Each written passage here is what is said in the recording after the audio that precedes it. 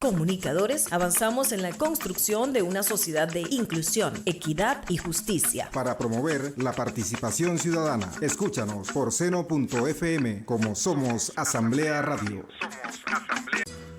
La historia que no fue contada de los procesos históricos que dieron vida, independencia y soberanía a nuestra patria. La historia insurgente con Gregorio Rafael Bracho. Bienvenidos a Historia Insurgente.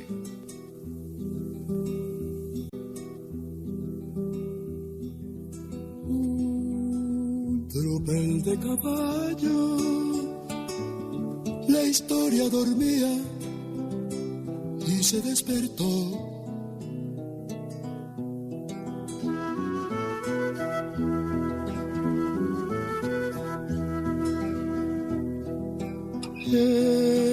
Estirando los brazos, abrió su boca de siglos y nos preguntó.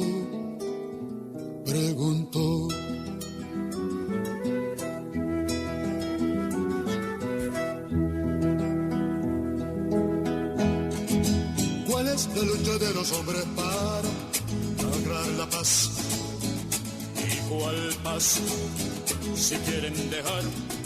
Usuarias y usuarios de Somos Asamblea Radio, sean todos bienvenidos y bienvenidas a su programa Historia Insurgente. Hoy viernes 20 de febrero. Vamos a agradecer a la directiva de la Asamblea Nacional, a su presidente Jorge Rodríguez, a la Dirección de Participación Ciudadana de la Asamblea Nacional, con su director José Perales. Hoy estaremos trabajando para todos ustedes en los controles Charles Bompar, Gaspar Pinto en fotografía y videos y Gregorio Bracho, certificado de locución 14631. Como les dije, hoy es 20 de febrero y la historia nos dice que un día como hoy, pero en 1814, tuvo lugar la batalla de Charallave, esta batalla que se realiza 8 días después de la batalla de la Victoria. También tuvo como protagonista a José Félix Rivas, que una vez que llega a Caracas, parte hacia los valles del Tuy para enfrentar al temible Rosete. Logra Rivas esta importante victoria. También un día como hoy, pero en 1848, muere Francisco de Paula Alcántara. Francisco de Paula Alcántara fue un destacado militar venezolano que participó en nuestra guerra de la independencia. Tuvo participación activa en lo que fue la campaña militar de la Primera República después de los hechos del 19 de abril de 1810. También se recuerda que Francisco de Paula Alcántara era el papá de Linares Alcántara, conocido liberal que fue presidente de Venezuela. Este ha sido el único presidente en ejercicio que ha sido asesinado. También un día como hoy, pero en 1859, tuvo lugar el Grito de Federación. Esto fue en Coro, hoy Estado Falcón, con la toma del Parque de Armas, una acción que fue comandada por Tirso Salavarría. También recordamos que un día como hoy, en 1917, nació Juan Vicente Torrealba, destacado ejecutante del arpa, compositor, amante de nuestro folclore, considerado una de las figuras más influyentes de la música llanera en nuestra patria, además de haber sido una persona que impulsó y ayudó a una gran cantidad de cantantes venezolanos. También recordamos que en 1954 muere Vicente Lecuna. Vicente Lecuna era ingeniero, educador, político, historiador y un destacado empresario. Este señor Vicente Lecuna tuvo la buena de instaurar ese culto a Bolívar a través de sus documentos. Se le dice que él conservó el archivo de nuestro libertador Simón Bolívar y restauró su casa natal. También para los amantes del deporte, un día como hoy, pero en 1972, fallece el muchachote de Barlovento, como se le conoció a Vidal López, considerado uno de los jugadores más completos que ha dado el béisbol en Venezuela. Saludamos a todos los camarógrafos del país y de otras partes del mundo que sabemos están conectados con Somos Asamblea Radio, porque hoy es el Día Internacional del Camarógrafo. Saludos a todos. Bueno, 20 de febrero es el 51º día del año. Todavía quedan 314 días para que finalice el 2026. Hoy un programa especial, como les dije, en 1859, un día como hoy, se dio inicio a lo que fue la Guerra Federal, la guerra larga, la guerra de 5 años. ¿Y quién mejor para que nos eche este cuento, nos hable de esta historia tan fascinante, de el porqué, de dónde nace, por qué se da y qué pasa después de la Guerra Federal? Que el licenciado Iván López. Iván López es historiador, es el director de la Casa Natal, hoy Museo Ezequiel Zamora. Así que es un placer, Iván, tenerte en nuestro programa. Gracias por asistir. Y bueno, con tus buenos días, el programa, una hora siempre generalmente en la radio se va súper rápido. Con tus buenos días, y ¿por qué llegamos a la Guerra Federal?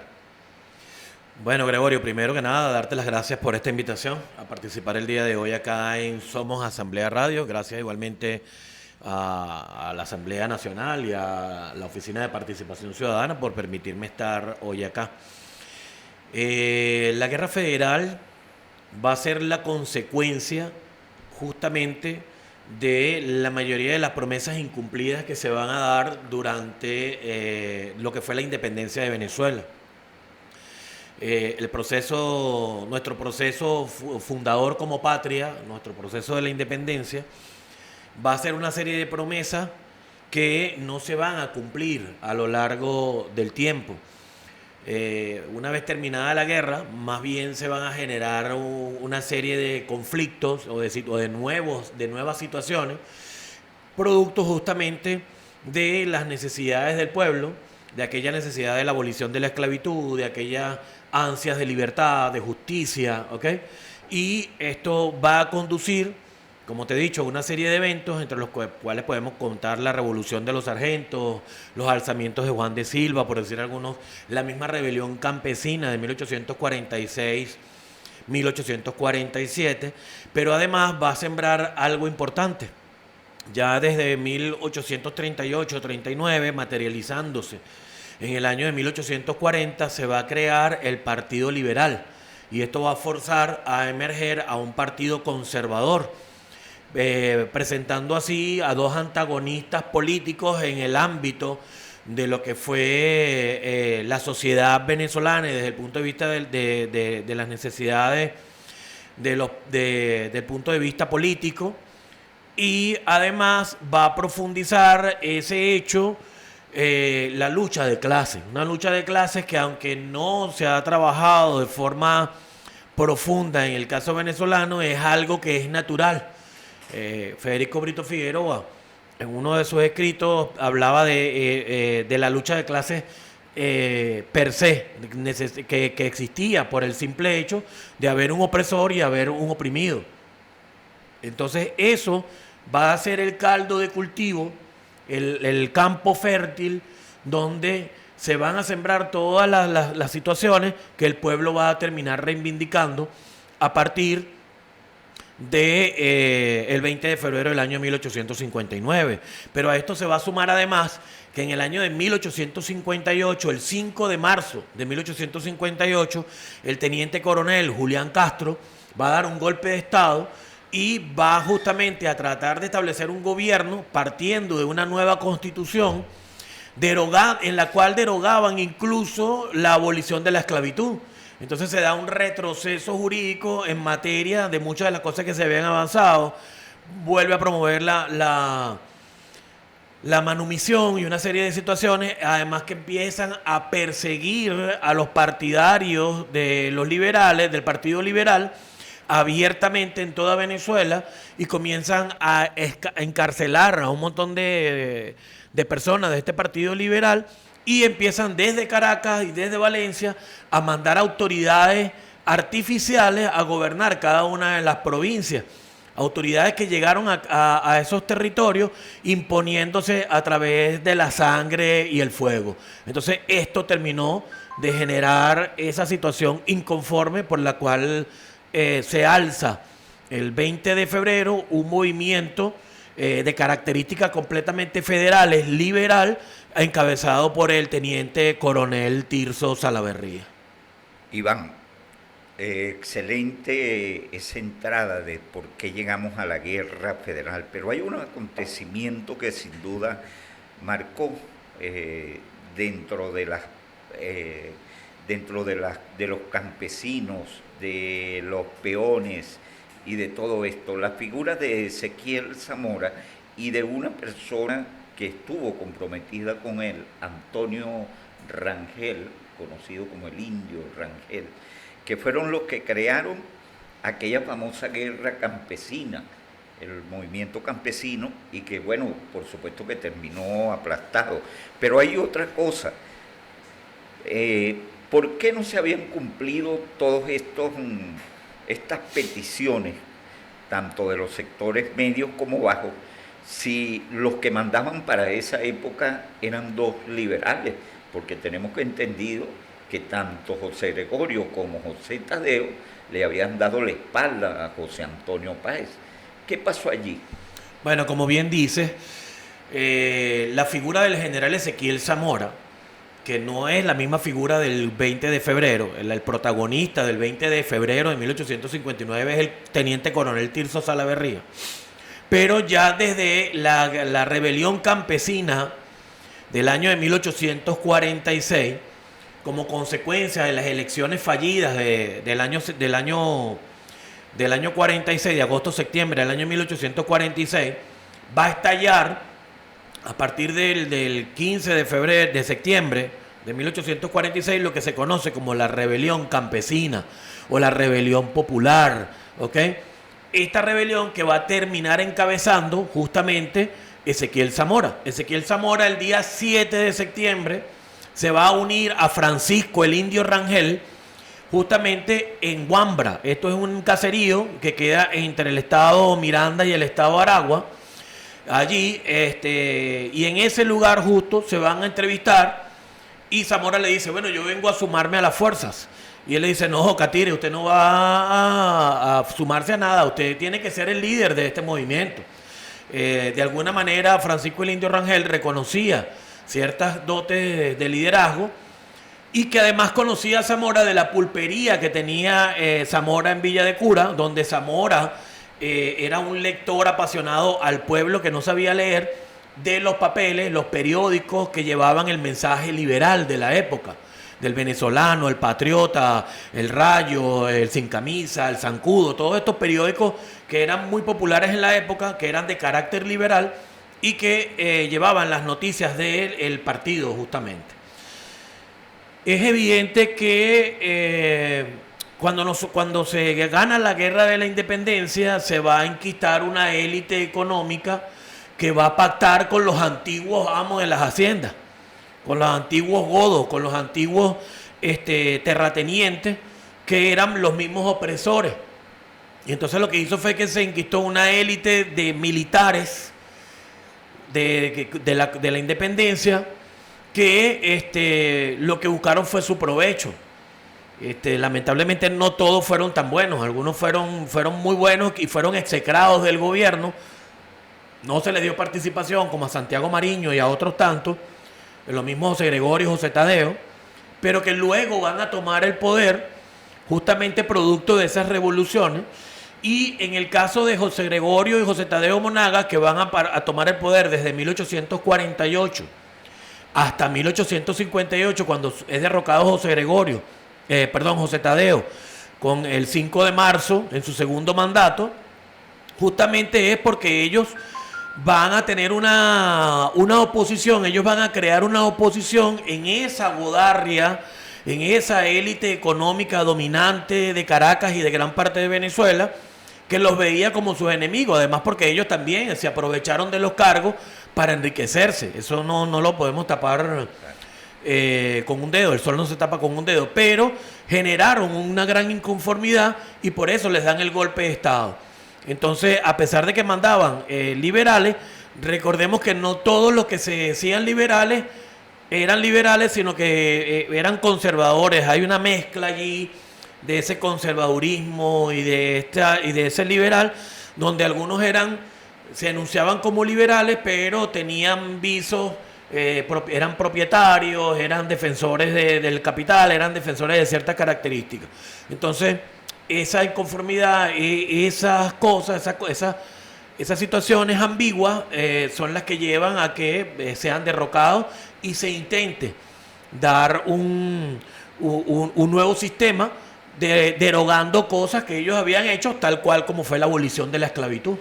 Eso sucedió el 5 de marzo y es importante que también nos comenten quiénes apoyaron eso, porque un grupo de intelectuales muy connotados en la historia intelectual del país apoyaron a Castro, estuvieron con él y hasta inclusive juraban, en el caso de Fermín Toro, creo que dijo que nunca en Venezuela se había establecido un Congreso y un régimen más extraordinario que el que se había creado el 5 de marzo.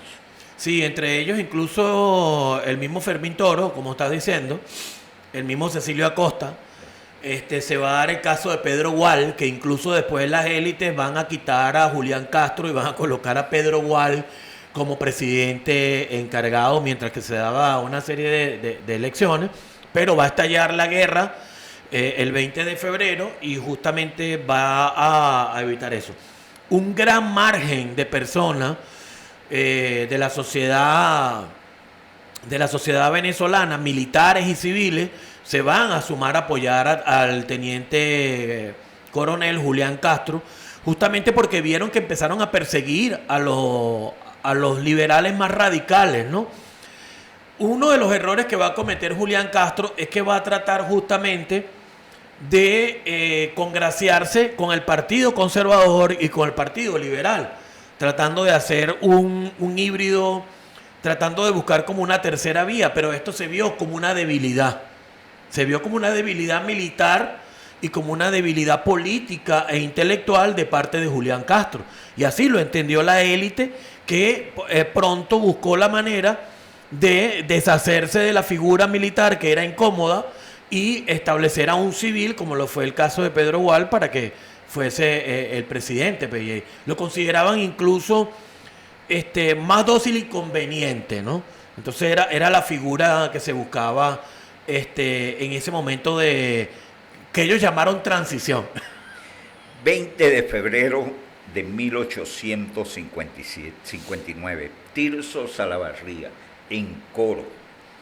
¿Por qué en Coro estalla la guerra federal? Bueno, fíjate, esa es una pregunta interesante, ¿no? Porque pudo haber sido en cualquier lugar, ¿no? Y ahí es donde entra lo importante de la figura de Tirso Salaverría, porque Tirso Salaverría va a entrar en contacto con Ezequiel Zamora a través de un señor llamado Melitón Soteldo, que era una persona, un intelectual, un señor ya mayor, entrado, de destacadas cualidades intelectuales. Recordemos que Zamora Zamora vivió en Coro desde el año 57 desde el año 56 hasta el año 58, cuando por el movimiento de Julián Castro se ve obligado a tener que salir de Coro. Él envía a la familia hacia Curazao desde La Vela, pero Zamora se queda en Venezuela y se viene hacia el centro a organizar como una red de espionaje que él había tenido justamente en el año 46-47, ¿no? En el año 48, que él había organizado aquí en Caracas. A través de esto, Zamora va a obtener noticias y se mantenía informado, al igual que informaba a los otros miembros del Partido Liberal que se encontraban en Saitomas, en Trinidad y Tobago y en otras de las islas del Caribe. Estaban dispersos. Había un grueso también en Curazao junto con Zamora, pero Zamora va a tomar participación activa de comunicación con la gente que estaba en Coro. En Coro va a entrar un familiar de Julián Castro, va a ser enviado para ser como el jefe, el pretor de la provincia, y este personaje va a capturar una gran cantidad de hombres vinculados al Partido Liberal y se los va a llevar a Barquisimeto, entre ellos al coronel Carlos Navarro, que era el padre del que después fue coronel Emilio Navarro, prócer de la Federación. Y Carlos Navarro era un prócer de la independencia de Venezuela. Carlos Navarro va a morir allí y esto va a generar un gran descontento dentro de la población y otros tantos. Va a generar un gran descontento dentro de la población de Coro y Tirso Salaverría va a organizar un grupo de hombres que se van a sumar más de 60. Emilio Navarro en su libro, Emilio Navarro fue testigo de sección, participó de ese movimiento. Él enumera con nombres y apellidos más de 62 personas que estuvieron allí. Los historiadores se empeñan en decir que fueron 40 hombres nada más, pero hay más de 62 enumerados por Emilio Navarro en ese libro, La Revolución Federal, 1859-1863. Él cuenta cómo fueron todos los preparativos, la casa donde se van a reunir, quiénes eran los que estaban vinculados a la toma y cuáles fueron los planes. Los planes fueron justamente tomar el lugar que equivalía al cuartel general de la ciudad de Coro y liberar a los presos políticos que estaban en la cárcel de Coro. Las acciones comienzan a las 8 de la noche y en menos de media hora ya tenían capturado el cuartel. Sin mucho esfuerzo dan el grito de federación, y a grito de federación toman el lugar, el edificio, y de allí van y liberan a los presos. Es importante ver que esa noche del 20 de febrero no se limita nada más al hecho de dar ese grito y tomar el lugar y toda la cuestión. En ese cuartel militar, Tirso Salaverría logra capturar un parque de armas importantes, 900 fusiles y pólvora suficiente para hacer las primeras batallas que se hicieron y de otros pertrechos allí, ¿no? Inmediatamente que se sabe la noticia, toda la ciudad de Coro, los hombres salían a la calle a pedir fusiles, pero no para sumarse a defender la plaza, sino para sumarse a lo que estaba sucediendo, a alzarse, a sumarse. Tanto fue así que se habla que se armó un contingente de 2.000 hombres, una división completa, ¿no? Zamora, de hecho, va a salir a principios de marzo de Coro hacia El Palito y Puerto Cabello, con 1.800 hombres. Entonces es importante ver esa situación porque se ve la magnitud de la aceptación que se da. Esa misma noche, Emilio Navarro habla de que se va a redactar una serie de proclamas, una serie de artículos que van a constituir una especie de constitución que ellos pretendían, una propuesta de lo que iba a ser el programa de la federación, que luego se sintetizó en 19 artículos nada más, porque muchos se unieron en uno solo. Hubo 4 que se sumaron, 6 que se sumaron en uno solo, o que tenían el mismo carácter reivindicativo Y entonces que el grito de federación no fue nada más que un acto militar, sino que fue un acto político de conciencia. El simple hecho de gritar federación ya llevaba una postura ideológica, política y filosófica. Entonces es importante ver ese fenómeno. Al día siguiente, Tirso Salaverría hizo el primer manifiesto de la federación, lo hace Tirso Salaverría el 21, el día lunes 21 de febrero del año 1859 en la mañana, donde él explica por qué él dijo federación y por qué estaba dispuesto a inmolarse por un nuevo sistema que cambiase las cosas en Venezuela. Muchas personas participaron, por supuesto, fue una guerra de 5 años, le costó al país casi el 12-15% de la población. Todo el país se vio envuelto en lo que fue la federación. Como ya tú lo dijiste, este grupo de personas que de coro lanzan este primer grito, hablaste de Emilio Navarro. Es importante para nuestros usuarios y nuestras usuarias que este libro de Emilio Navarro, esto se puede consultar en la Biblioteca Nacional, aquí en el Boulevard Panteón, allá donde nuestro querido amigo Jorge Berrueta, uno de los libros más completos y más profundos, porque lo escribe uno de los actores principales de la Guerra de la Federación. Esto pasa el 20, la proclama se dice el 21, cuando llega Zamora a Coro, cuando llega Crisóstomo Falcón a Venezuela. El día 21 de febrero, el mismo Melitón y el mismo Tirso Salaverría, entre otros, ordenan ir a buscar a Ezequiel Zamora. Emiten comunicado y mandan una lancha a buscar, un barco a buscar al general Ezequiel Zamora en Curazao y que se venga para...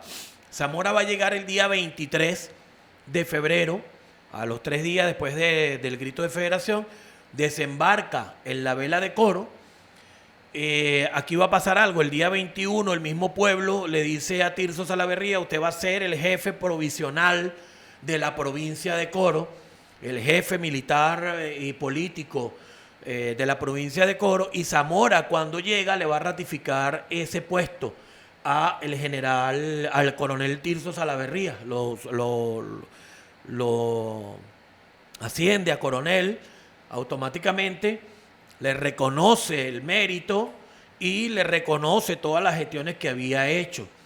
En ese momento que se envía a buscar el 21 de febrero a Ezequiel Zamora, se envía copias de esa proclama, de ese manifiesto hacia Venezuela, porque con eso le estaban diciendo al resto de Venezuela, le estaban diciendo, estamos haciendo la federación, ¿qué van a hacer ustedes? No estamos planificando, estamos en plenas acciones, ¿no? Entonces ese es otro de los méritos importantes. Zamora va a llegar el día 23 y va a llegar justamente ordenando la provincia, acorde a lo que ellos estaban promoviendo. Recordemos que federación es un sistema político militar que permite la organización político-territorial de los estados o de la nación bajo un sistema de democracia occidental, un sistema democrático que tiene como característica la unión de distintos estados bajo una figura de 4 poderes, ¿no? Entonces Zamora va a empezar a organizar esos 4 poderes y va a ratificar en el poder ejecutivo justamente a Tirso Salaverría, y luego van a quedar organizando un poder electoral que para poder elegir entonces el resto del tren ejecutivo, el legislativo y el judicial. Entonces se vuelve interesante porque Zamora va a estar allí hasta principios de marzo organizando toda la provincia, organizando un ejército para poder desplazarse, y justamente es cuando sale a principios de marzo hacia lo que es el Palito con intenciones de llegar a Puerto Cabello, pero da un primer combate en el Palito y de allí decide irse hacia Yaracuy, hacia San Felipe, llegando a San Felipe el día 26, da combates el 26, el 27-28 y justamente decreta como estado Yaracuy en la ciudad de San Felipe a lo que hoy conocemos como el estado Yaracuy el día 28 de marzo del año 1859. Me preguntas por Juan Crisóstomo Falcón. Juan Crisóstomo Falcón va a llegar en junio del año 1859, 4 meses después de haberse dado el grito de federación y de haber Zamora ya entrado incluso en Barinas, haber sometido Barinas, haber sometido lo que hoy es el estado Cogede, haber tomado San Carlos, Tinaco, haber ya avanzado en muchas de las acciones. Va a desembarcar en Palma Sola. Esta es una playa que queda justamente en las costas de Morón, allí en el Palito, un poquito más hacia entre Boca de Aroa y... Palmasola tiene una singularidad y es que parte de su territorio pertenece a lo que es hoy el estado Carabobo. Exacto. Una parte al estado Falcón y otra parte al estado Yaracuy. Sí. Justamente, tiene esa particularidad. Pero en aquel momento era la provincia, pertenecía a una sola provincia. Entonces, bueno, interesante la acotación. Pero él va a llegar justamente 4 meses después y yo soy el presidente en campaña. Entonces, bueno. Disculpa la similitud que voy a hacer para nuestros queridos usuarios y usuarias. Esto me recuerda como si estuviéramos hablando del 23 de enero del 58. Algo parecido. Cuando llegó el señor Rómulo Betancourt y yo soy el bravo aquí. Yo soy el presidente en campaña. Sí. Tal cual. Esa comparación no crea que es primera vez que la oigo. Ya se ha analizado en otras situaciones.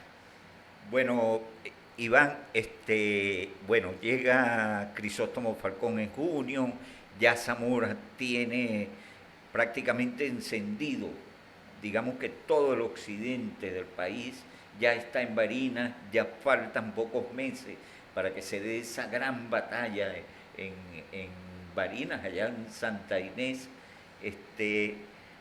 pero la piedra en el zapato, como diríamos aquí muy venezolano, Juan Crisóstomo Falcón. Él llega como a enfrentar a Ezequiel Zamora para ganar un protagonismo que a la final logra hacerse a través de traición, a través de actividad militar o a través de qué. Bueno, ahí juegan muchos factores en el cambio, ¿no? Porque Zamora en muchas ocasiones se manifestó muy a favor de Juan Crisóstomo. Hay que acotar algo. Ajá. Zamora era cuñado de Juan Crisóstomo Falcón. Era cuñado. Él estaba casado con Estefana Falcón Sabarce, la hermana de Juan Crisóstomo Falcón Sabarce. Estefana era la esposa de Ezequiel Zamora. Fíjate tú, a lo largo de que a medida que se fue desarrollando la guerra federal, esos primeros meses de la guerra federal, porque Zamora la guerra va a durar 4 años, 2 meses y 4 días realmente. Aunque la llamamos la guerra de los 5 años, solamente va a durar 4 años, 2 meses y 4 días exactos. Pero Zamora va a participar 11 meses nada más del conflicto. Desde febrero hasta enero. De febrero del 59 hasta enero del año 60. Sin embargo, Zamora se va a ganar el respeto de civiles y de militares. Y entre ellos de militares incluso veteranos de la guerra de independencia. Entonces Zamora, el mismo José Laurencio Silva, estando en Barinas, declina justamente pelear contra el propio Ezequiel Zamora. Porque Zamora había prestado servicios militares junto con José Laurencio Silva en algunos oficios que le había tocado ejercer. Recordemos que Zamora ejerció carrera militar desde el año de 1848 hasta el año de 1856, justamente en el gobierno de los hermanos Monaga. Y ejerció distintos cargos en Barquisimeto, en Maracaibo, en Cumaná, en Ciudad Bolívar, en Caracas, en distintas partes. y conoció a distintos militares de la independencia que incluso fueron sus maestros. Zamora, de las situaciones, como tú bien dices, Zamora va a ser el jefe, el generalísimo en jefe de los ejércitos occidentales de Venezuela.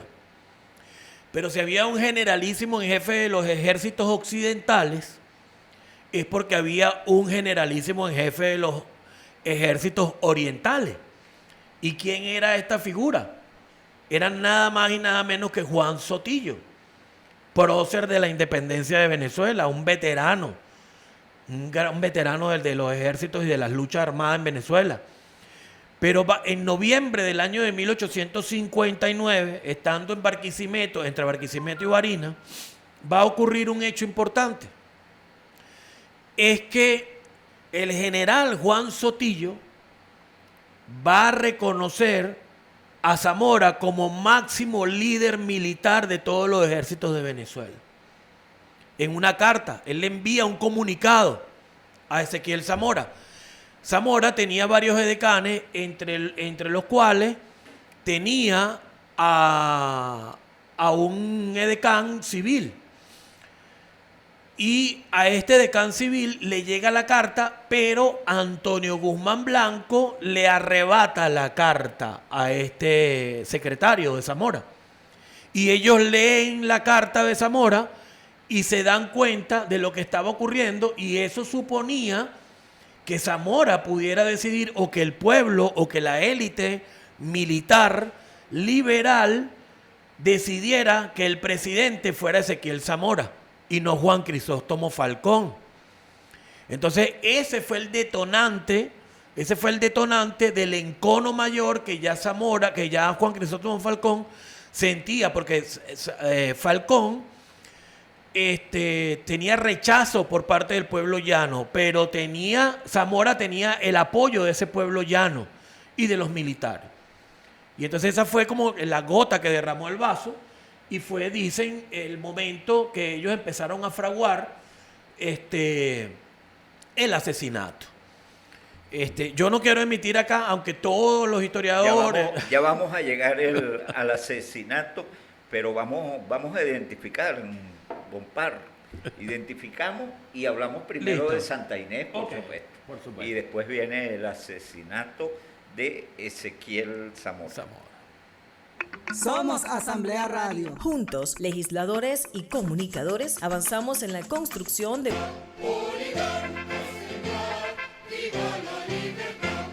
Avivan las candelas, el viento marinés. Avivan las candelas, el viento marinés. Y el sol de la victoria alumbre Santa Inés. Oligarcas sembrar, viva la libertad. Oligarcas sembrar, viva la libertad.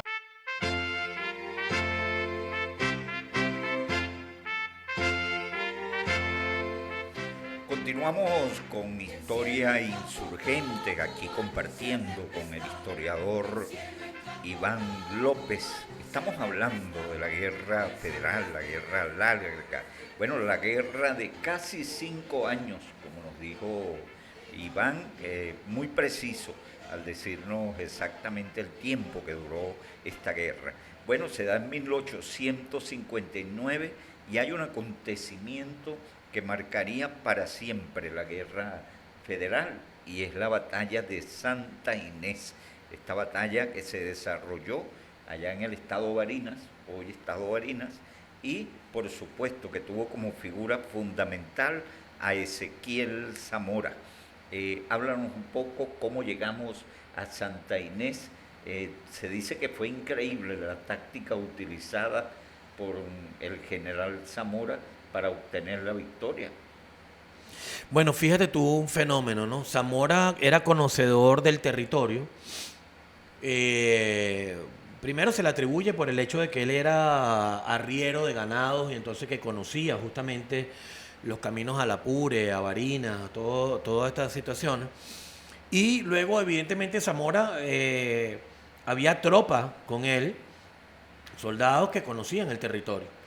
Zamora, sabiéndose inferior en materia de equipos y de números de gente y en pertrechos para la guerra, busca la manera de establecer una guerra de guerrillas, busca la manera de establecer una trampa y romper con la guerra convencional. Hay un hecho, eso no era nada nuevo en Zamora. Hay un fenómeno que particularmente se dio en el contexto de la guerra de la rebelión campesina en el año de 1846, que fue justamente que mandan a Dionisio Cisneros, a Dionisio José Cisneros del Carmen Guevara, un indio mariche que había sido realista, de hecho está considerado el último de los realistas, y José Antonio Páez, que sabía que Dionisio Cisneros nunca había perdido una batalla en la guerra de la independencia, lo envía justamente a pelear contra Zamora. Y Zamora utiliza los ardides del territorio para emboscar a Cisneros en 2 ocasiones.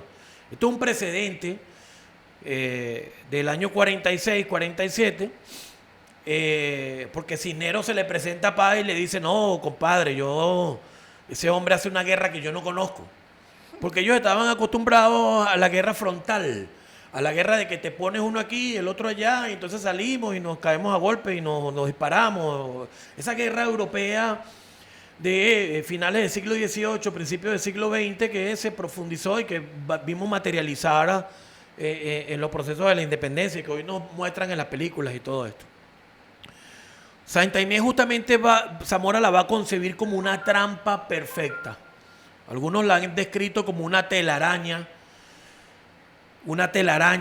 bien tejida, bien urdida, donde Zamora va a aprovechar las condiciones de un territorio, un río muy torrentoso, como lo fue el río Santo Domingo en su momento, un río que además es pantanoso en sus orillas, donde un hombre entra y se hunde hasta más abajo de las rodillas. Va a aprovechar un bosque complejo que le quedaba al margen izquierdo, además atravesado por un riachuelo, y va a aprovechar que había un camino de entrada, y en ese camino de entrada hacia el pueblo de Santa Inés va a construir un entramado de trincheras con lomos de perro, y donde él va a calcular incluso cuántos hombres y mujeres iban a entrar en ese sistema de trincheras, comunicados al mismo tiempo por excavaciones que le permitieran retirarse sin sufrir daño. Y luego Zamora va a usar una táctica mágica, o diría yo, de un ardid de inteligencia. ¿Cómo lo fue? El atraer al enemigo, hacerle creer al enemigo, ir a buscar al enemigo a un pueblo cercano y hacerle creer que estaba huyendo, que se estaba batiendo en retirada. Cuando el enemigo se detenía, él se detenía, y lo volvían, era como remolcar al enemigo, lo iba remolcando hasta que llegara al pueblo, hasta que cayera en la trampa perfecta. El general Jacinto Pérez Arcay, en su libro La Guerra Federal, nos habla de que el ejército centralista tenía entre 6.400 hombres, 6.300, 6.400, no preciso el número ahorita, y que Zamora tenía entre 6.500, 3.600 hombres. Evidentemente, la mitad. Se va a trabar la batalla a eso de las 9, 10 de la mañana, y eso va a seguir hasta las 6 de la tarde. Se va a dar el combate, donde el enemigo va a venir avanzando en esa avenida, en esa trampa perfecta, y el ejército de Zamora, los pocos que tenían fusiles, disparando, y hasta que toman la primera trinchera, se van a la segunda y disparando, y hasta que llegan a la tercera, a la tercer sistema de trincheras, ya en horas de la tarde. Entre el pueblo de Santa Inés y las trincheras había un pequeño riachuelo y un trapiche, todo un sistema de trapiches con su chimenea y toda la cuestión. Y dice Zamora en los escritos y otras de las personas que ellos toman el trapiche y lo convierten en un hospital de sangre, el ejército enemigo. los conservadores, ya en horas de la noche. Román Delgado nos habla en su libro Santa Inés, Santo Sepulcro de la Oligarquía, una especie de obra histórica fabulada también, algo de fábula. Nos cuenta que, sin embargo, se escuchaban y se veían fogonazos y se escuchaban disparos en el bosque en medio de la noche, los gritos, que todo eso está registrado en documentos, ¿no? Los gritos y toda la cuestión. En horas de la madrugada, Zamora ve que viene un hombre a caballo, justamente uno de los espías que él tenía, uno de los vigías, viene a caballo hacia el pueblo y Zamora dice, listo, ahí viene el enemigo. Y de repente el soldado, cuando llega donde está él, le dice, mi general, vengo a decirle que el enemigo se está retirando y está abandonando a todos los heridos y muertos en el Trapiche. Zamora ordena montar a caballo, todo aquel que tuviese caballo que se montara a caballo y empezaran a perseguir al enemigo de esa hora de la madrugada hasta Barinas. Y en Barinas luego se va a dar otro sitio importante durante varios días allí en la propia ciudad de Barinas, que bueno, cuentan, también era una cosa fenomenal. Pero Santa Inés va a ser toda una maquinaria táctica y estratégica donde el general Ezequiel Zamora y otros tantos, como el mismo Luis Ignacio Chaquer, que fue el ingeniero que imaginó las trincheras y todo el sistema, van a crear una trampa perfecta para aniquilar un enemigo superior que contaba incluso con cañones, con artillería, y que esa artillería después Zamora la recupera. Abandonan hasta la artillería para poder escaparse. Entonces, es, según los historiadores y según los militares, la batalla más importante de toda la historia militar venezolana desde el punto de vista táctico y estratégico. Y ocurrió durante el contexto de la Guerra Federal. Se da la batalla de Santa Inés, viene lamentablemente el asesinato de Zamora. Vamos brevemente a comentar esto. Esto fue en San Carlos el 10 de enero y después se da la batalla de Coplé en febrero. Exacto, en lo que viene a ser ahorita el estado Guárico. Ajá. Pasan unos años, viene todo esto y viene la firma del del famoso Tratado de Coche. Sabemos de tu capacidad, Iván, para resumir gran parte de todo esto. Zamora había prometido terminar la guerra en un año. Zamora decía, yo en febrero del año 60 estoy entrando a Caracas y concluyendo la guerra.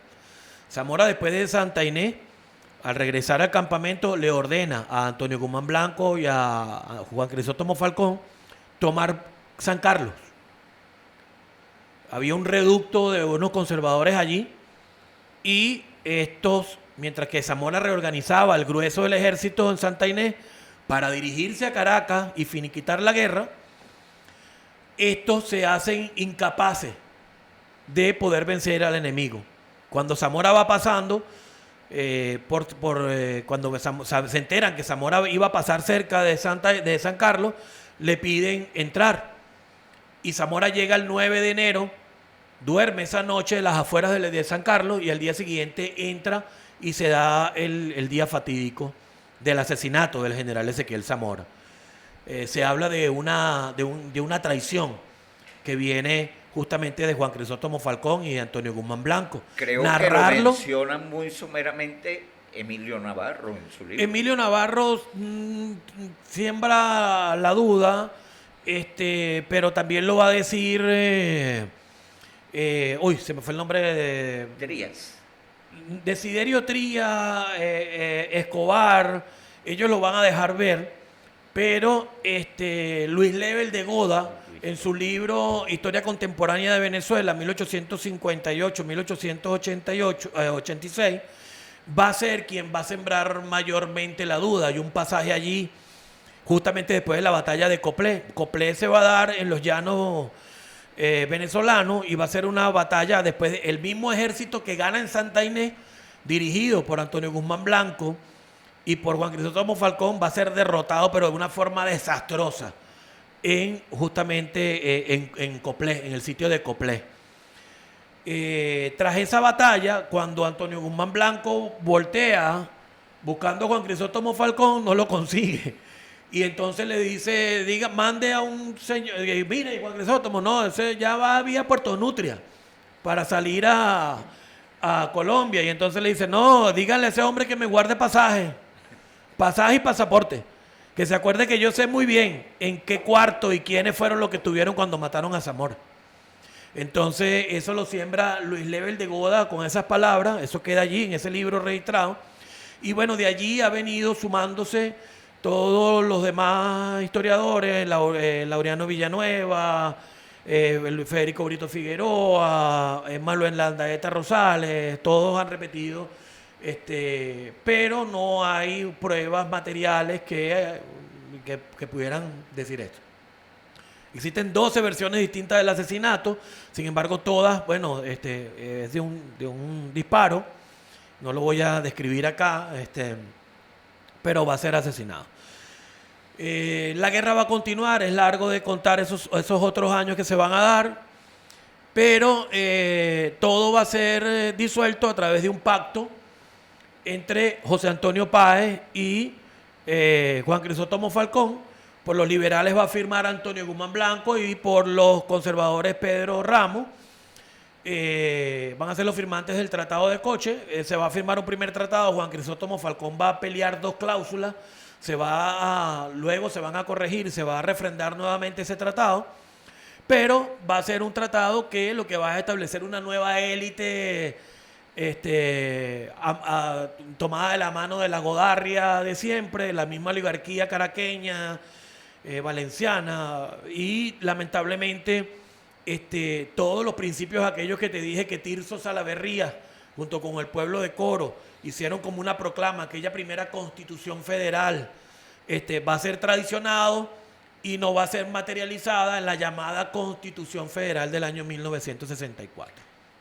Bajo la consigna tierra y hombres libres. Hay quienes dicen que esto pertenece al indio Rangel. Más que al indio Rangel, pertenece al propio pueblo venezolano. Cuando Zamora llega a Guambra en el año de 1846, ya estaba la bandera amarilla con una orla roja, que era el símbolo del movimiento liberal, con 4 preceptos escritos. Tierra y hombre libre, horror a la oligarquía, elección popular ya, muerte a los godos. Termina la guerra, se instala Juan Crisóstomo Falcón, continuó la traición al pueblo venezolano para esa época. Sí, no hay otra palabra que decir, se continúa con la traición. Y de hecho lo va a manifestar el vicepresidente y ministro de Guerra y Marina va a ser Antonio Guzmán Blanco. Juan Crisóstomo Falcón se va a retirar a Coro, a sus haciendas, y quien va a mandar va a ser Antonio Guzmán Blanco, y Antonio Guzmán Blanco va a establecer un sistema que él va a mandar ya de los años 60, de esos años 60, va a tomar un poder que luego, bueno, va a mandar durante 3 periodos, el septenio, el quinquenio y el bienio, ¿no? Estableciendo casi 1888. Hasta ¿no? 1888. Bueno, Iván, complacido por esta extraordinaria disertación acerca de la guerra de independencia, hoy cuando conmemoramos otro aniversario más de ese gran grito que se inició en la provincia de Coro. Grandemente agradecido. Queda mucho por hablar de la federación. Sí, señor. Sabemos que 1 hora no es suficiente para hablar de este importante acontecimiento que después de la guerra de independencia es el acontecimiento bélico más importante de Venezuela. Sí. Sin duda no lo ha habido. De hecho, nuestro escudo nacional, dentro de su composición está la guerra federal. Está el 20 de febrero de 1859 como segundo hito importante de la historia venezolana. Bueno, te agradezco tu participación y bueno, tu despedida y una reflexión para nuestros usuarios. Bueno, primero agradecer a ustedes y a Somos Asamblea Radio por esta oportunidad. Nuevamente, gracias a ti, Gregorio, por la invitación. Siempre, bueno, ustedes me inviten y hay la disponibilidad, podré venir. La historia de Venezuela es compleja. No se reduce a esos pequeños análisis que nos han mostrado, ni a la efeméride nada más. La complejidad de la guerra federal es producto de la complejidad del mismo pueblo venezolano y de una interpretación. Si bien es cierto, como dije yo, que federación es un sistema político de las democracias occidentales y derivado del pensamiento liberal de siglo XVIII, XIX, en Venezuela los venezolanos hicieron una interpretación propia y vieron en la federación justicia, libertad, reivindicaciones sociales, la verdadera justicia social que hoy nosotros vemos en la revolución. Entonces, de alguna manera, el legado de la federación y de las luchas de Ezequiel Zamora y del protagonista del grito de federación, como lo fue Tirso Salaverría, hoy viven y perviven en Venezuela a través del grito de tierra y hombres libres. Gracias, Iván López, conocido historiador, director de la casa natal de Ezequiel Zamora, hoy museo, convertida en un museo. Es una hermosa edificación. Hemos tenido la oportunidad de pasar por allí. Invitamos a todos a que visiten este hermoso museo aquí en los Valles del Tuy. Usuarios y usuarias de Somos Asamblea Radio, gracias por la sintonía y bueno, agradecemos a la directiva de la Asamblea Nacional, a su presidente Jorge Rodríguez, al licenciado José Perales en la Oficina de Participación Ciudadana, Charles Bompar hoy estuvo en los controles, Gaspar Pinto en video y fotografía, Gregorio Bracho el 14631 y los esperamos el próximo viernes para seguir contando la historia que no fue contada.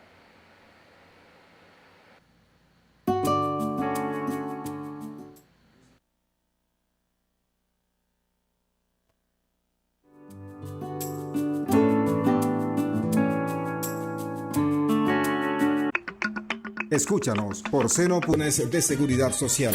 Diputado Diógenes Linares. Esta ley es una ley